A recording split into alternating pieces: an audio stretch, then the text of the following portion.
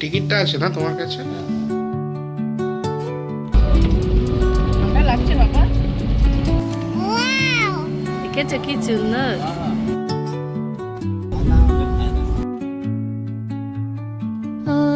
এই জিনিসটা ঘুরেই চলেছে।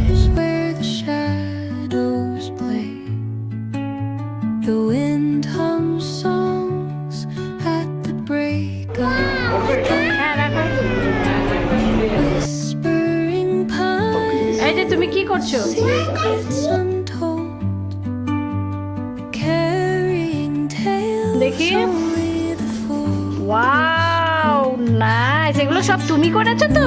Light spills through the velvet dark. Good morning everyone, আশা করছি তোমরা সবাই ভালো আছো আর আমরা তো বিন্দাস আছি। চলে এসেছি আবারও আরেকটা ঝলমলে ভিডিওর সাথে। আজ আমাদের ফাইনাল ডে ইন পুরুলিয়া। তো জানো তো, প্রায় ভোর 5টার দিকে ঘুম থেকে উঠে পড়েছিলাম। এর মধ্যে শাওয়ার সেরে সব কিছু গুছিয়ে রেডি হয়ে নিয়েছি। টুবুবাবুকে যেই ঘুম থেকে তুলেছি সে অমনি বায়না জুড়েছে। আসলে ও বেচারার ঘুম পড়েনি, তবে আমারও কিছু করার ছিল না জানো তো।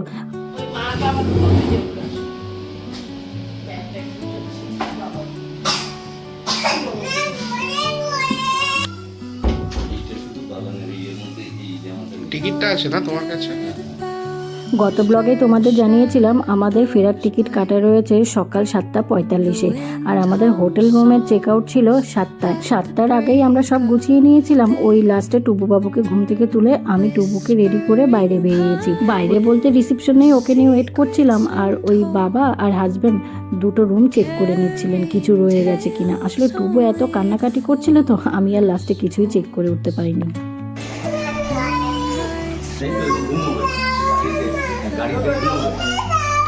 যাবে না ও কোথাও যাবে না। শোনো ছেলের কথা, সে কিছুতেই বাড়ি যেতে চাইছে না। টুবুবাবুর লাইফের ফার্স্ট ট্রিপে এসে ওর এত ভালো লেগেছে, কিছুতেই সে আর হোটেল রুম ছেড়ে বাড়ি যেতে চাইছিল না। ঠান্ডা লাগছে বাবা?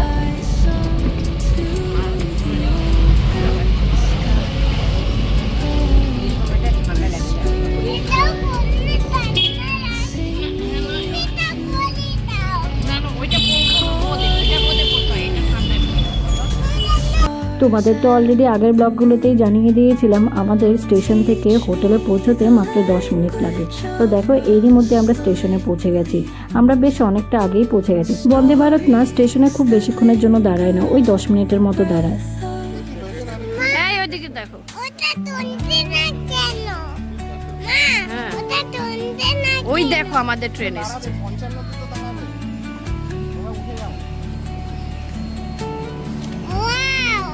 দেখেছো কি সুন্দর।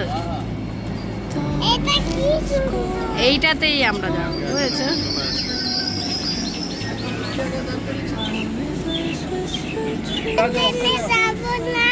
লাইফে প্রথমবারের মতো বন্দে ভারত জার্নি। আচ্ছা তোমরাই বলো, কয়েকটা ফটোশ্যুট না করলে কি চলে? ঝটপট করে কয়েকটা ফটোশ্যুট করে নিয়েছিলাম ওঠার আগে। আসলে কি বলতো, ট্রেনটা ভীষণ অল্প সময়ের জন্য দাঁড়ায় স্টেশনে। এর মধ্যে আমরা ট্রেনে তো উঠে পড়েছি, আর টুবুবাবুকে নামও আবার উইন্ডোর সিট ছেড়ে দিয়েছি।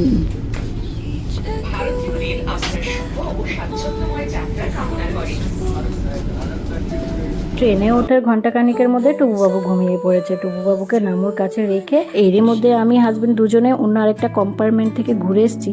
প্রত্যেকটা কম্পার্টমেন্টে একটা করে স্ক্রিন দেওয়া রয়েছে, আর এই হলো বন্দে ভারতের ওয়াশরুম। একদম পরিষ্কার, neat and clean. Hand wash, tissue, জল সব কিছুই অ্যাভেলেবেল রয়েছে। আর এই ওয়াশরুম ইউজ করার কিছু রেস্ট্রিকশন রয়েছে যেটা ওয়াশরুমে দেওয়া রয়েছে, আর আমার মনে হয় সবাইকে এই রেস্ট্রিকশন মেনটেন করাই উচিত। এবারে যে ঘন্টায় 130 কিলোমিটার বেগে এই বন্দে ভারত যায়, আর এটা না খুব অল্প সময় স্টে করে, যেটা তুমি টাইমের মধ্যে যদি ট্রেনে না ওঠো ট্রেনের দরজা কিন্তু অলরেডি বন্ধ হয়ে যাবে। ওয়াশরুম থেকে আস্তে আস্তেই আমরা দেখেছিলাম যে ট্রেনের স্টাফ দাদারা সব ব্রেকফাস্ট সার্ভ করার জন্য সব প্রিপারেশন নিচ্ছিলেন, আর এর মধ্যে ব্রেকফাস্ট সার্ভ করে দিতে শুরু করেছেন। সত্যি বলতে প্রথমবার এই বন্দে ভারতের ট্রেন জার্নি তো আমার মারাত্মক এক্সপিরিয়েন্স হয়েছে। সময় ভীষণ কম লাগে, ভীষণ আরামদায়ক আর বেশ কমফোর্ট জার্নি। খাবার দাবার রয়েছে। এছাড়াও রয়েছে আরও বিভিন্ন রকমের সুযোগ সুবিধা। বন্দে ভারতে প্রথমবার ট্রেন জার্নি আমার কাছে কেমন লেগেছে সবটাই তোমাদের সাথে শেয়ার করে দিলাম। এটা হলো আমাদের সকালের ব্রেকফাস্ট ওই সকাল 8:30টার মধ্যেই সার্ভ করে দিয়েছিল। ব্রেকফাস্টে ছিল 2 piece brown bread, French fry যাকে বলে আলু ভাজা, অমলেট, ওই ক্যাপসিকাম, গাজর, তারপর বিনস হাফ বয়েল, তার সাথে ছিল বাদাম পাটালি বাটার। টুবুবাবু তো ঘুমোচ্ছিল, ফার্স্টে আমার কোলে ছিল, মা বাবা ও টুবুর বাবা সবাই ব্রেকফাস্ট সেরে নেওয়ার পর আমি সেরে নিয়েছি।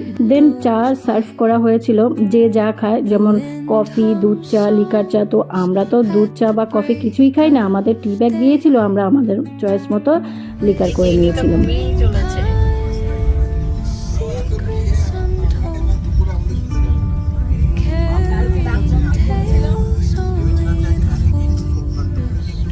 the moonlight spin. এদিকে টুবুবাবু ঘুমোতে ঘুমোতে আমরা সবাই মোটামুটি ব্রেকফাস্ট সেরে নিয়েছিলাম। টুবুর জন্য স্টিম করা গাজর, বিনস, ক্যাপসিকাম এই ভেজিটেবলসগুলো রেখে দিয়েছিলাম।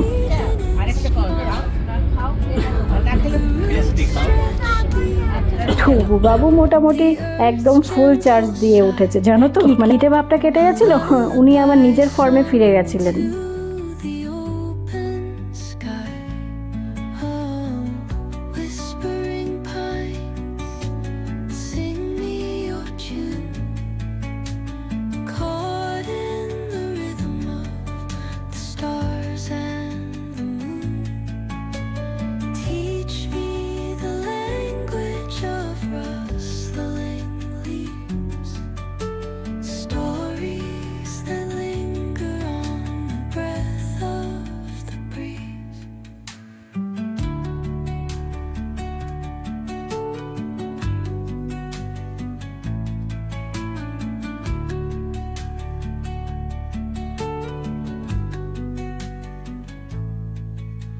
The dawn paints gold on the mountain. হ্যাঁ হ্যাঁ, দুষ্ট করলে পুলিশ ধরে নিয়ে যাবে।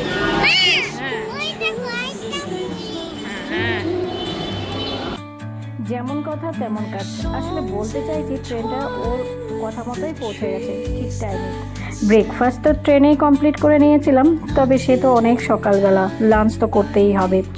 হাওড়া স্টেশন নেমে চলে গেলাম ফুড প্লাজা রেস্টুরেন্টে। ওখানে আমরা ওয়েট করছিলাম। ওই টুবুর বাপি সব অর্ডার করে খাবারগুলো নিয়ে আসছিল। ভেবেছিলাম বাড়ি পৌঁছে রান্না করে খাবো, তবে কি বলতো, এই হাওড়া স্টেশন থেকে আমাদের বাড়ি পৌঁছতে প্রায় 2-3 ঘন্টা মতো সময় লাগে। তো বাড়ি গিয়ে রান্না করে খেতে আরও অনেকটা লেট হয়ে যেত, তাই এই ফুড প্লাজা থেকে লাঞ্চটা সেরে নিয়েছিলাম। 4টে থালি অর্ডার করেছিল।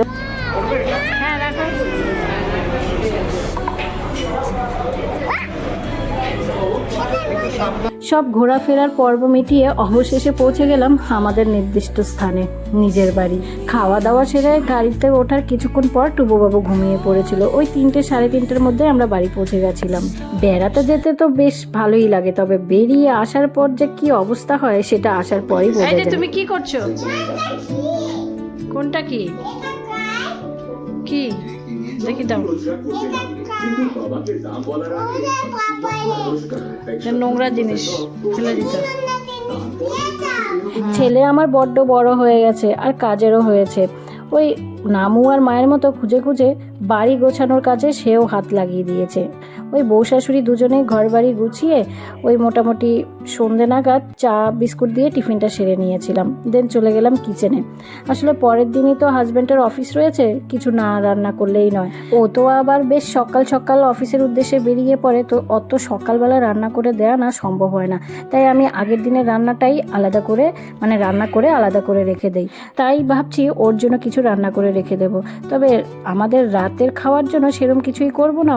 ওই ডালটা করে নিয়েছি আর আলু ভাতে দিয়ে দিয়েছি, এই দিয়ে আমরা রাতের ডিনারটা বেশ হই হুল্লোড় ঘোরাফেরা আনন্দ মস্তি করতে করতে যে এই 2-3টে দিন কিভাবে কেটে গেছে চোখের পলকে বুঝতেই পারিনি। আসলে দেখবে আনন্দের সময়গুলো না খুব তাড়াতাড়ি কেটে যায়। তবে কি বলতো, এই ব্যস্ত জীবনের মাঝে মাঝে যদি একটু এইভাবে রিল্যাক্স করা যায়, দেখবে বেশ মাইন্ডটা ফ্রেশ হয়ে যায়।